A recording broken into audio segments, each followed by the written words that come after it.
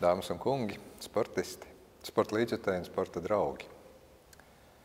Igo Japiņš ar savu redzamo un neredzamo darbu uz pasaules velosporta kartes no jauna ir atgriezis Latviju. Viņš ir trenējis mūsu izcilākos riteņbraucējus. Latvijas ceļus un takas ir iekrāsojis ar vienības braucienu. Braucienu, kurā man pašam bija tas gods piedalīties 2023. gadā. Savukārt šovakar man ir liels pagodinājums par mūža ieguldījumu balvu sportā sveikt Igo Japiņu. Un šis ir sveiciens ne tikai Japiņa kungam, bet arī tiem tūkstošiem, kas viņu iedvesmoti visu mūžu ir minuši un min riteņu pedāļus.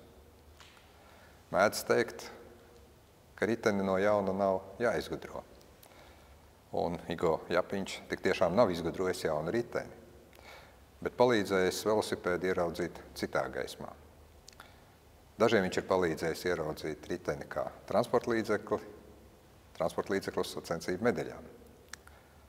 Un savukārt tūkstošiem cilvēku Latvijā viņš ir palīdzējis riteni ieraudzīt kā transporta līdzekli uz gandarījumu un uz jauniem draugiem, uz veselību un uz prieku. Arī man. Paldies un braucam tālāk. Tādēļ aicinu godināt šīs dienas varoni un velo sporta dižmeistaru Igo Japiņu.